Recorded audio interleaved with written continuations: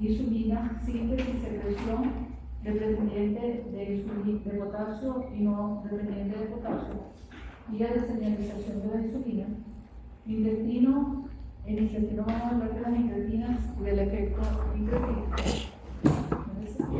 ¿No es señalado? ¿No señala? Prueba de tolerancia glucosada, hemoglobina glicosilada y resistencia a la insulina. La homeostasis, y ustedes lo vieron, es la capacidad del organismo para adaptarse continuamente a fin de mantener condiciones internas estables a pesar de los cambios ambientales externos.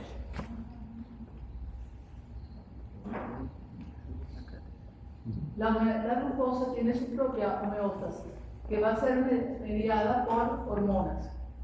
Los valores normales de glicemia en ayunas tienen que estar entre 70 y 100 miligramos por decilitro. El organismo puede estar en periodo postprandial o en periodo de ayuno. En periodo postprandial vamos a tener que son las primeras 4 horas después de la ingesta de alimentos. Si nosotros desayunamos a las 8 de la mañana, el periodo postprandial va a durar hasta las 12 del mediodía, que es la hora en que empezamos a tener hambre. ¿Okay? En este periodo lo que se va a secretar es la insulina y ya sabemos que la insulina es una hormona, además de hipoglicemiante, es una hormona que anabolizante y favorece la síntesis de moléculas pequeñas en moléculas más grandes como el glucógeno y como los triglicéridos. Y estos moléculas grandes se van a depositar en ciertos órganos. Las vías metabólicas que se van a desarrollar, que van a estar activas, van a ser la glucogenogénesis, la lipogénesis. En cuanto a las proteínas, no hay un órgano específico en el cual se acumule la proteína, pero cada una de las células va a tener aminoácidos que en el momento que se necesite cierta proteína, se van a sintetizar estas proteínas por medio de la traducción. En periodo de ayuno comienza después de las 4 horas que pasaron del periodo postprandial, y si se extiende hasta 48 horas se llama periodo temprano, de ayuno temprano, y después de las 48 horas sería periodo de ayuno tardío. Las hormonas que se van a segregar, en este caso, van a ser las hormonas contrarreguladoras, que son las primeras que se van a secretar son el glutamato y la adrenalina, y posteriormente cuando se extiende el periodo de ayuno se secreta la hormona de crecimiento y el cortisol. Las vías metabólicas que se activan van a ser la glucogenolisis, la lipólisis, la neoglucogénesis, y si el ayuno es muy extremo, entonces la proteólisis.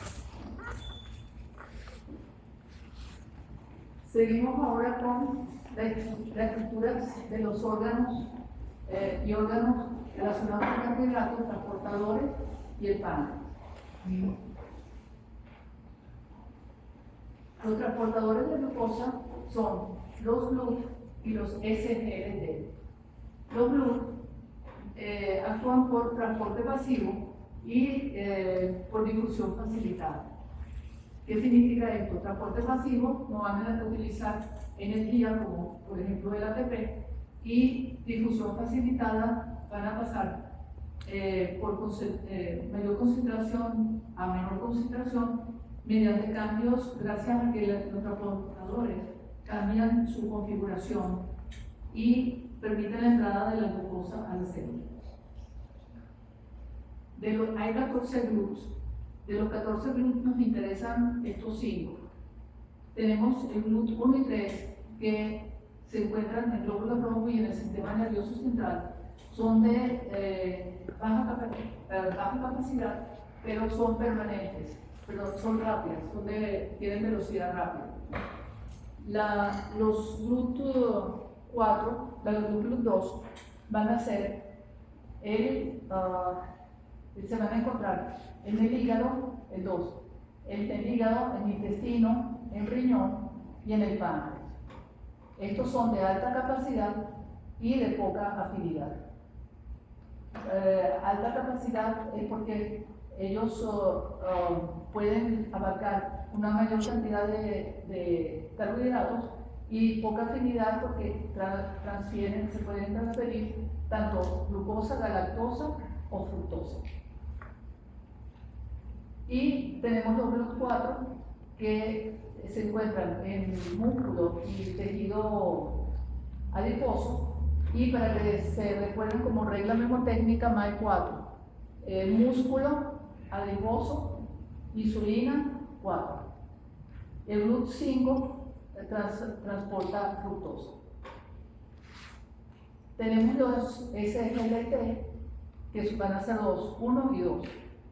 Actúan por transporte activo secundario a dependiente de sodio y tipo sin porte. El transporte activo se realiza porque el sodio va a ejercer un cambio electroquímico y va a hacer que entre la glucosa junto con él al interior. Por eso es sin porte. De otra manera sería antiporte. El SGLT1 se encuentra primordialmente a nivel intestinal, en las vellosidades intestinales, y va a transportar glucosa de la célula al torrente sanguíneo. Como sabemos, la sangre va a ser filtrada posteriormente a nivel renal, donde se encuentran el SGLT2 y el SGLT1. El SGLT2 es el más importante a nivel renal porque es el que absorbe el 90% de la glucosa, reabsorbe el 90% de la glucosa, y él se encuentra en el túbulo contorneado proximal en el segmento 1. También está en menor proporción el SGLT2, él va a reabsorber 10% de la glucosa que se encuentra en la orina y se encuentra en el túbulo contorneado proximal en el segmento 2 y 3. Es importante saber que la capacidad de reabsorción del riñón es el nivel máximo de glicemia que puede reabsorber es 180 miligramos por decilitro. ¿Qué nos dice eso? Indirectamente nos está diciendo que ese paciente, si tenemos una glucosuria positiva, va a tener lo mínimo 180 miligramos en sangre. ¿Okay? Vamos a ver rápidamente lo que es el KM de los transportadores lipídicos. El KM es la concentración de sustrato que es necesario para que una enzima o para que un transportador alcance la mitad de la velocidad máxima. Tenemos aquí el eje de las X, la concentración de glucosa, en el eje de las Y, el porcentaje de velocidad máxima. Vamos a tomar esto como modelo. El GLUT 3 y el GLUT 1 tienen un KM 1 a 2. Vamos a ver que entonces, si vemos que el porcentaje de velocidad máxima es 75, la mitad sería 35 aproximadamente, y si extrapolamos esto al eje de las X, vemos que esta es la pequeña cantidad que necesita de sustrato para activarse.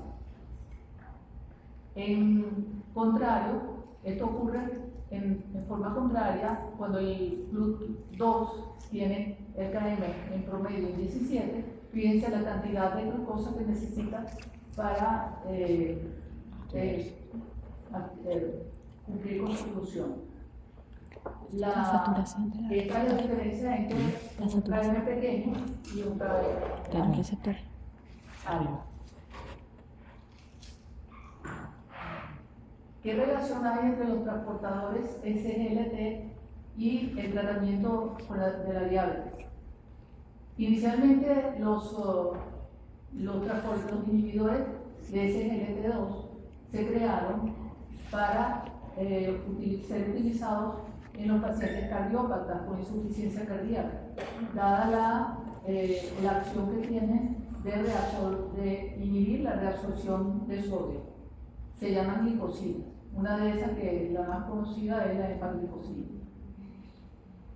Resulta que los pacientes mejoraban de su insuficiencia cardíaca, mejoraban la tensión, pero también se observó que mejoraba también la glicemia. Entonces había que reducirle la dosis de hipoglicemiantes.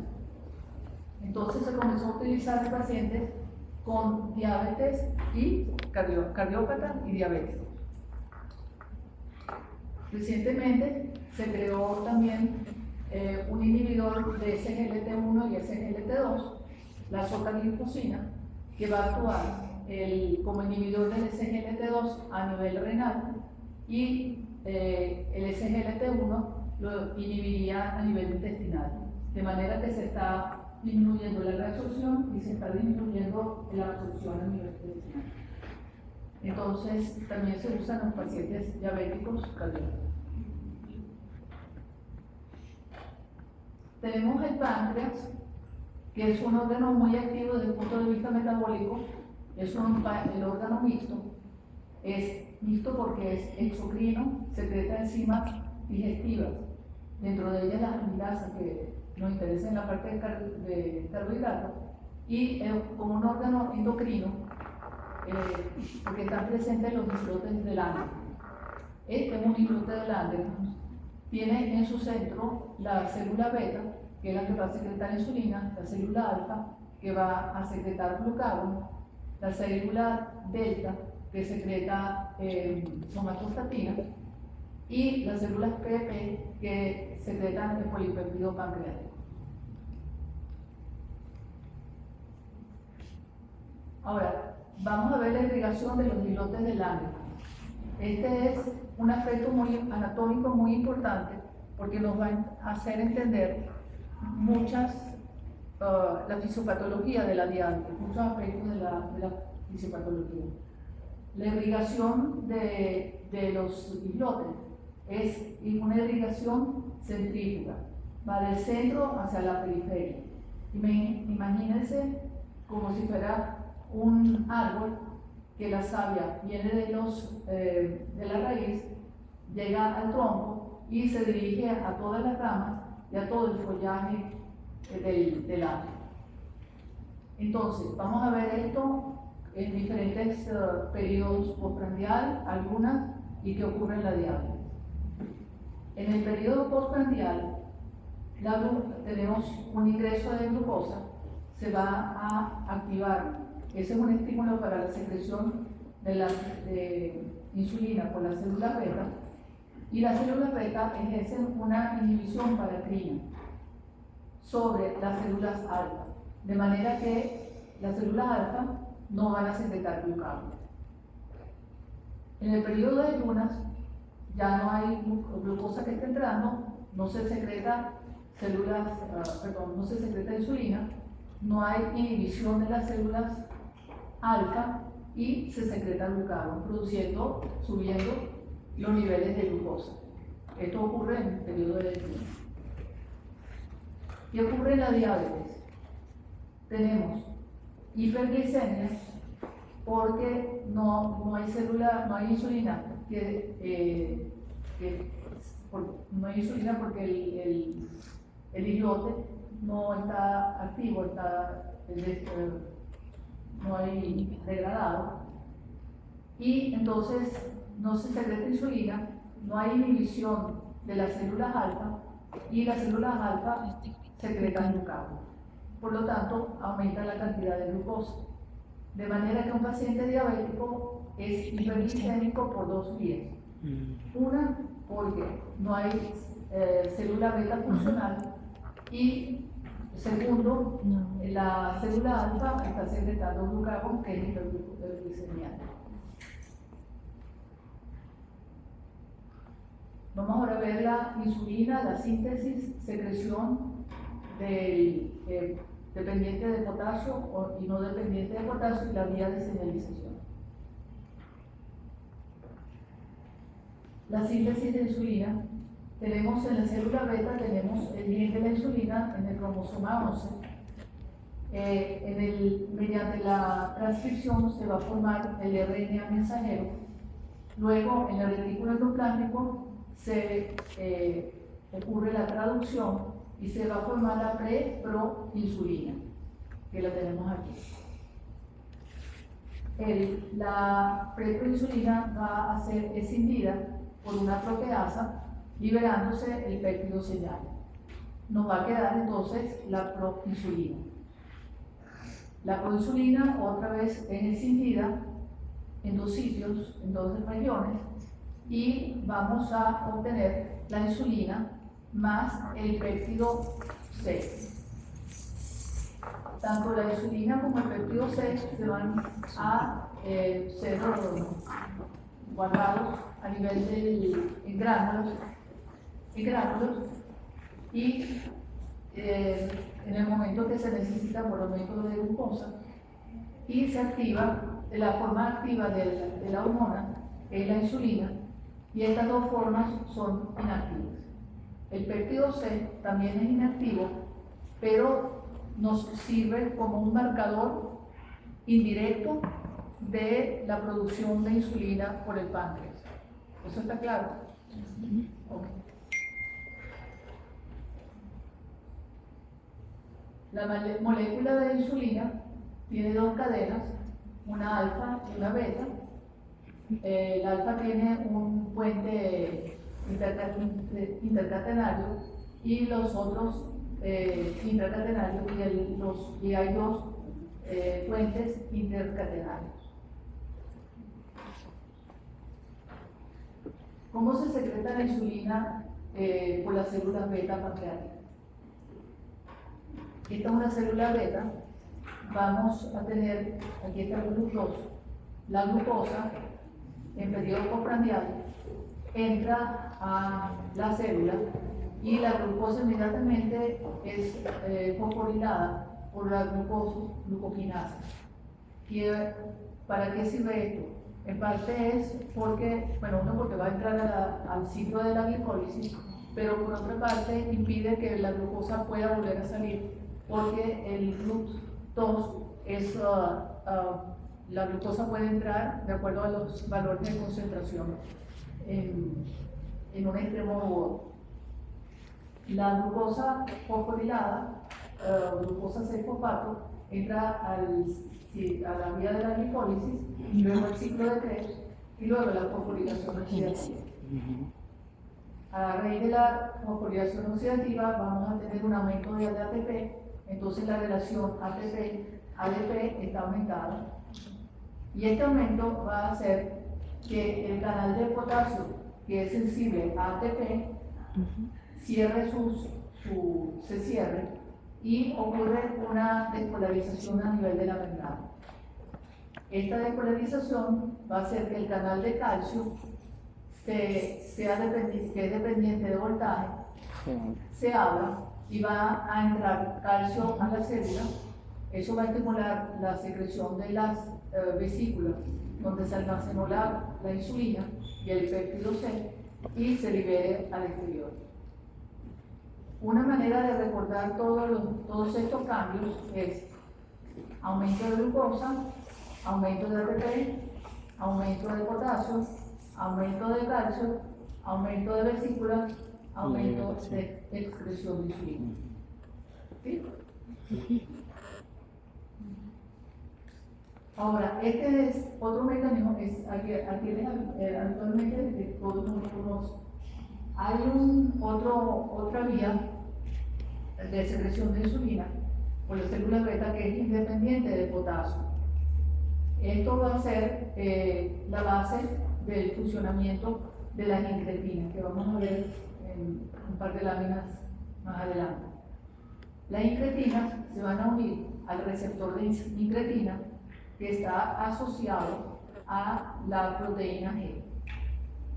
La proteína G, entonces se va a aumentar va a haber un aumento del MP cíclico, aumento del pKa, y entonces los gránulos van a salir por exocitosis al exterior.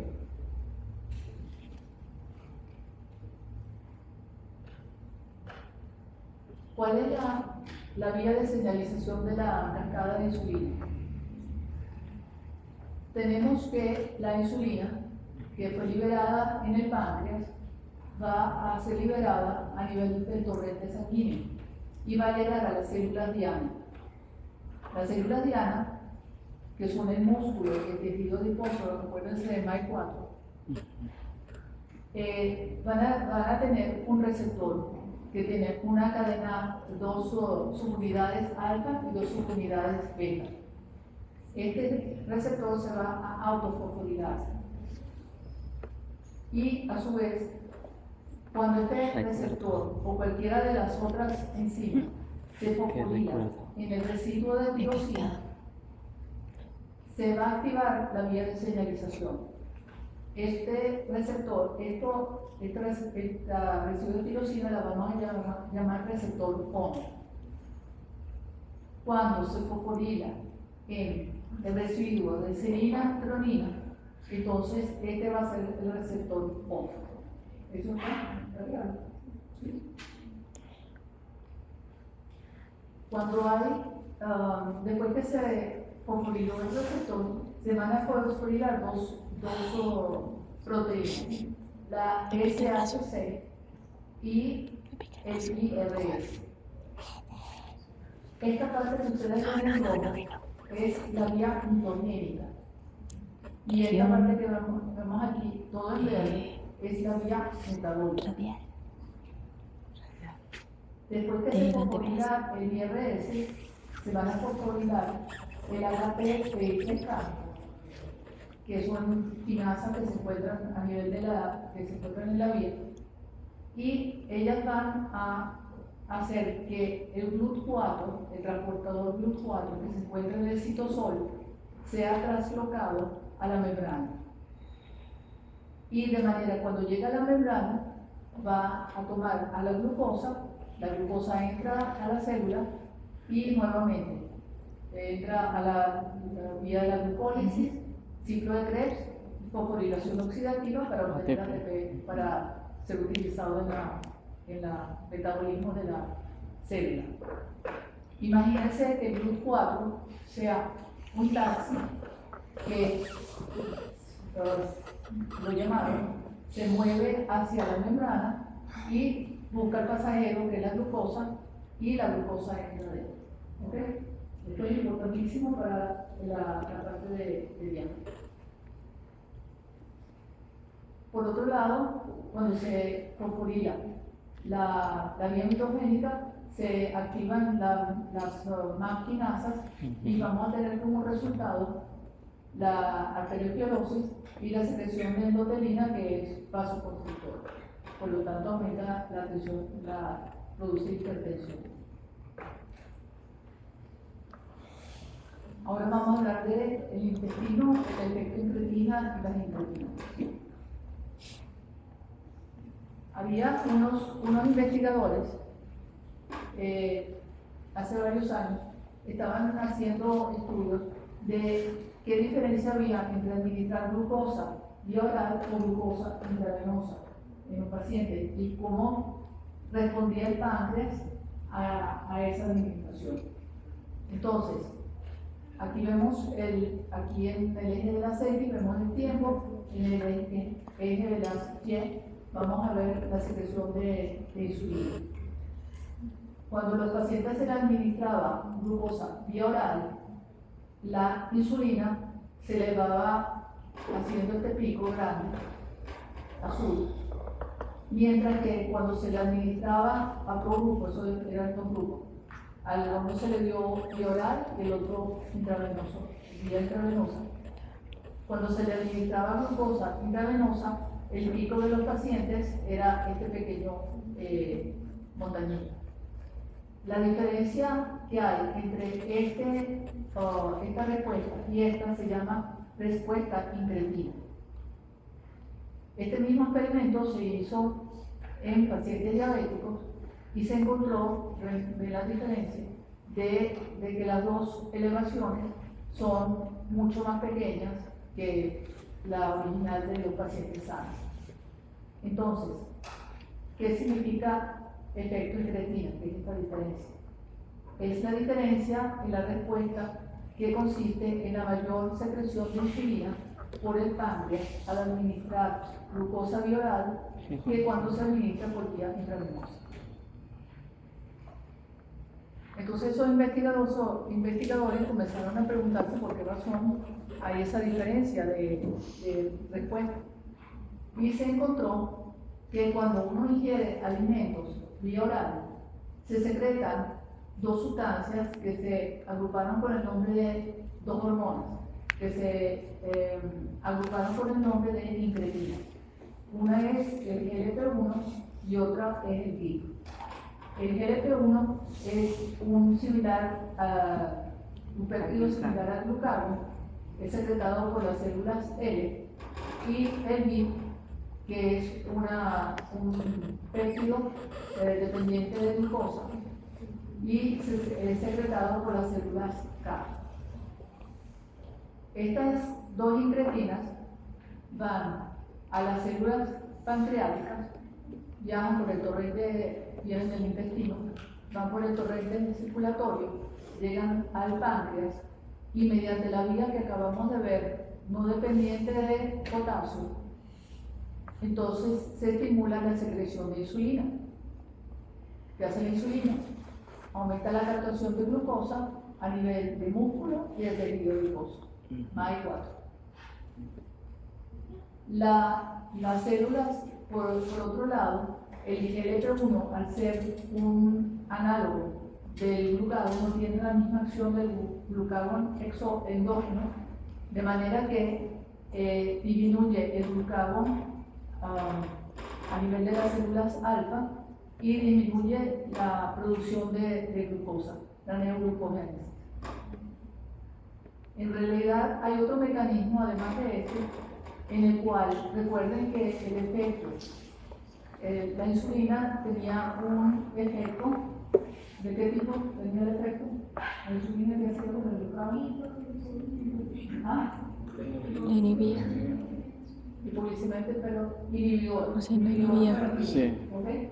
Entonces, parte de las respuestas se debe también a esto, el efecto inhibidor sobre el glucagón. Todo esto está muy bien, pero resulta que estas incretinas duran solamente 3 a 5 minutos en sangre. Entonces, eso se debe a que hay una enzima que se llama DPP4 que inhibe, que la degrada, que la inactiva. Entonces, se han creado medicamentos, esto es muy importante ahorita, o sea, lo estoy repitiendo porque se ha creado el agonista de GLP-1, es el semaglutide, es el Ozempic. ¿Han oído de Ozempic? Sí. ¿Para qué usan eso, Ozempic? Está como malversados, Bueno, sirve para bajar Y el peso, se abusa. Y Como dice, la pastilla quítate lo vencido. análogo dual que trabaja que tiene un efecto dual sobre el GLP-1, sobre el GIP, y es el tercipatide. Aquí, como inhibidores de la DPP4, tenemos la glifosina. No sé si alguien conoce la janubia. ¿Le suena la janubia? La sitagliptina. ¿No tiene familiares que usan sitagliptina? ¿Ah? Sí, me suena. Y entonces ya sabes dónde actúa ya saben dónde actúa la glifosina. Ahora vamos a ver las pruebas que se utilizan para descartar diabetes. Una de esas es la prueba de tolerancia glucosada con 75 gramos de glucosa. La persona no debe ingerir alimentos la noche anterior entre 8 a 12 horas antes del examen.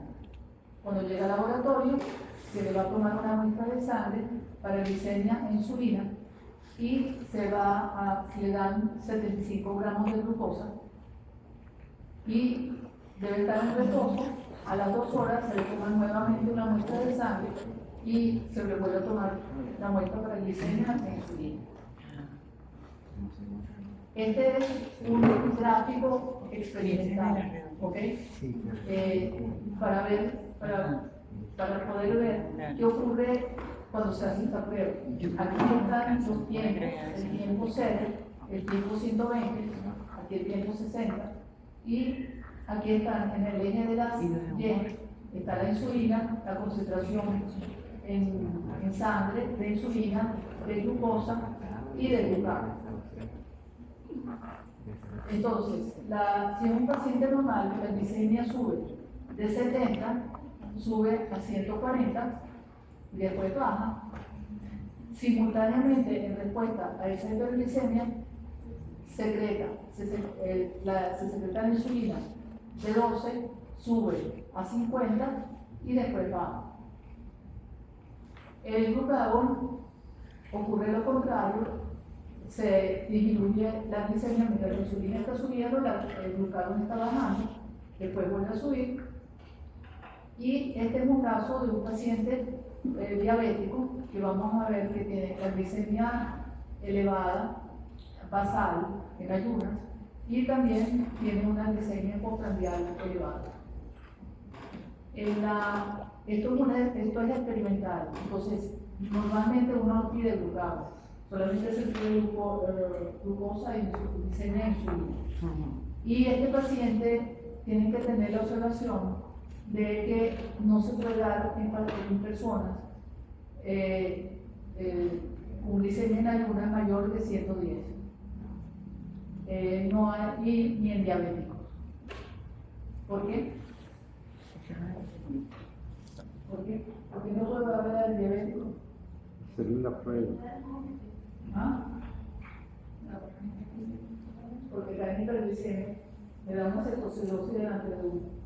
¿Y por qué no se le puede dar a mayores de 110? Bueno, ahorita la pregunta viene, se la voy a hacer cuando veamos la próxima lámina.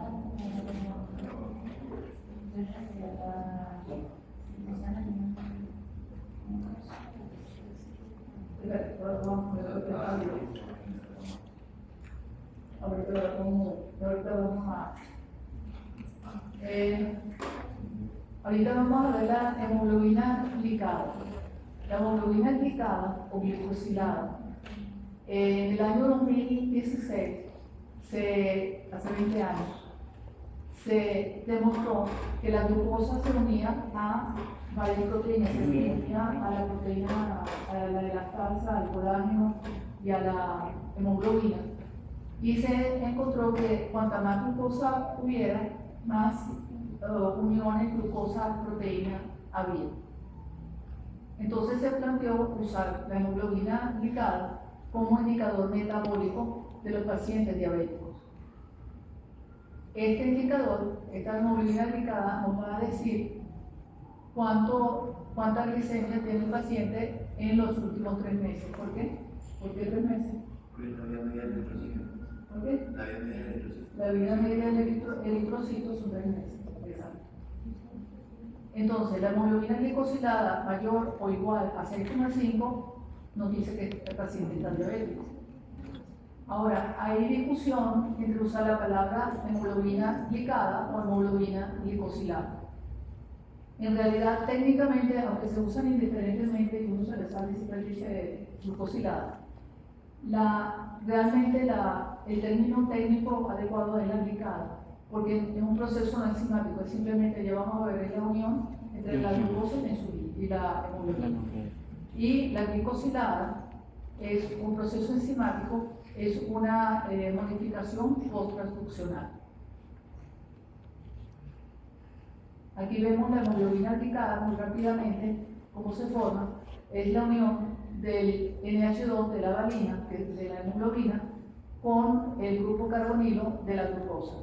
Se va a formar la base SHIP y esta es reversible, este paso es reversible, y posteriormente se va a haber un reordenamiento de la molécula y se va a formar los productos de Amadori. que esta fase es irreversible. Esto es lo que se mide en la hemoglobina glicosilada.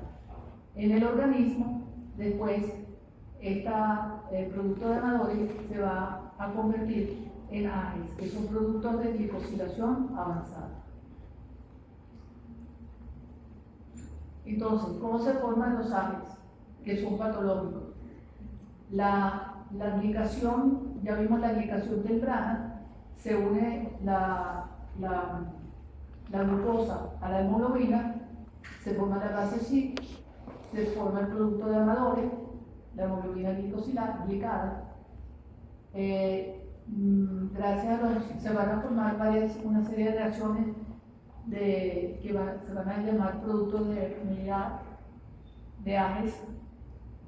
Hay una retroalimentación positiva, se van a activar mediadores inflamatorios. Hay una retroalimentación positiva para formar más receptores. Se liberan factores de crecimiento y citoquinas, y al final va a haber un aumento de la apoptosis celular. Esto es importante, los AGEs son importantes en el hígado graso, en muchas enfermedades, pero entre las que nos interesa hoy es en el hígado graso, en diabetes y en la enfermedad renal crónica sobre todo. Y ahora suma el cuerpo. Este es un resumen de lo que hablamos de la prueba de tolerancia glucosada y hemoglobina glicosilada en sanos, prediabéticos y diabéticos. En verde están los sanos. La glicemia en ayunas debe estar entre 100, menos de 100, realmente 99, y menos de 140. En rojo están los pacientes diabéticos, más de 126 y más de 200 o más de 200. Y en el medio tenemos los prediabéticos. Siempre se puede poner en el diagnóstico prediabetes, pero si uno ve que la alteración que tiene la prueba es solamente a nivel de la glucosa, se llama glucosa alterada en ayunas, y si la alteración es a nivel de la postprandial, es prueba de intolerancia a la glucosa. Esto es como lo que estamos haciendo aquí. ¿No se les parece a una prueba que se hace en el corazón? Una prueba de esfuerzo. ¿Qué estamos haciendo aquí? Estamos poniendo prueba, estamos poniendo ¿qué prueba se hace a nivel cardíaco para un paciente cardiópata? La prueba de esfuerzo. Estamos haciendo una especie de prueba de esfuerzo, pero en el pan. ¿Okay? Y la hemoglobina glicosilada normal es menos de 5,7 y para un diabético es más de 6,5. Por último, vamos a ver la resistencia a la insulina. Este es un transportador. Este es un transportador de glucosa. La insulinoresistencia o resistencia a la insulina es una condición patológica en la cual el receptor de insulina no responde adecuadamente a la insulina para reducir los valores de glicemia. Lo que se presenta clínicamente se llama acanthosis nigricans. Cuando aparece una coloración marrón a nivel de pliegues, del cuello, a nivel axilar y submamario, y eso se debe a la hiperkeratosis. Es cuando los pacientes dicen: yo me lavo el cuello y me lavo y me restriego y no me sale, no se me quita ese color marrón. El sucio. En el laboratorio vamos a ver que hay un aumento hay una hiperglicemia e hiperinsulinemia. Otras causas, siempre en medicina tienen que hacer diagnósticos diferenciales. Sí, no todo es incluyen también, claro. Sí. Siempre hay que pensar que pueden haber otras causas para ese cambio o esa enfermedad. Entonces, tienen la obesidad, tienen como síndrome paraneoplásico del ADC de estómago gástrico. Puede haber una mutación familiar también, e idiopático cuando no se consigue la causa. Entonces, este es el gráfico que ya vimos anteriormente. ¿Qué ocurre? En la resistencia a la insulina no se va a activar la vía que se altera, es la vía metabólica, que es toda esta que vimos aquí. ¿Cuáles son las causas?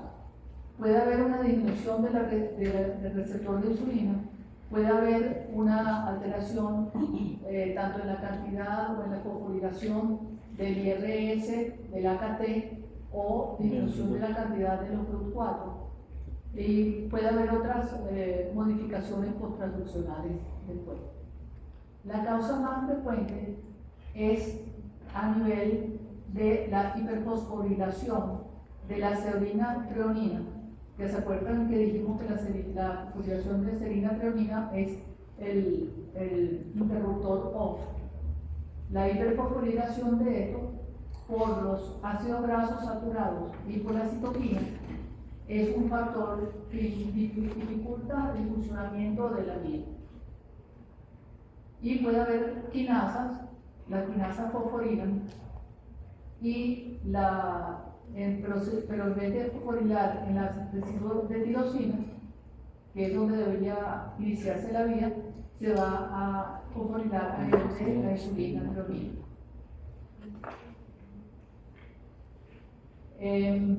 Tenemos entonces, ya estamos terminando, la resistencia a la insulina por sí sola no produce diabetes tipo 2. Es necesario que haya disfunción de la célula beta. Esto se va a observar en pacientes obesos, sedentarios, en personas mayores, en pacientes que han tenido diabetes gestacional en un 4% pueden tener resistencia a la insulina. Y aumenta al incrementarse el peso, se va también a incrementar la resistencia y viceversa, puede disminuir. En los pacientes obesos, ¿qué ocurre? En los pacientes obesos tienen, cuando comienza el sobrepeso, comienza a haber hiperplasia e hipertrofia de los adipocitos, y la relación de adipocitos con los vasos sanguíneos produce hipoxia. Entonces las células comienzan a producir citoquinas inflamatorias, interleuquina 6 de TNF-alfa y las adipoquinas, que son antiinflamatorias, como la adiponectina, que es beneficiosa y porque aumenta la sensibilidad a la insulina, se segrega en menor cantidad, mientras que la leptina, que es la hormona de la saciedad, es la que le avisa al hipotálamo: mira, ya tenemos suficiente grasa, reduce el apetito. Hay resistencia a la insulina, a la leptina. ¿Por qué ocurre esta resistencia? Es por la hiperleptinemia. El receptor en el hipotálamo sufre una downregulation, no reconoce toda esa leptina que está llegando a él para actuar, y entonces se produce la resistencia, se secreta muchísima leptina y no hay resultado. Los ácidos grasos y el TNF interrumpen la fosforilación a nivel de la vía de la insulina. Entonces, en resumen, la diabetes tipo 2 se caracteriza por hiperglicemia, resistencia a la insulina, hay una insuficiencia de célula beta con disminución de la secreción de insulina. Como resultado, vamos a obtener inflamación crónica de bajo grado. Metainflamación. Metainflamación. Se llama así. Metainflamación.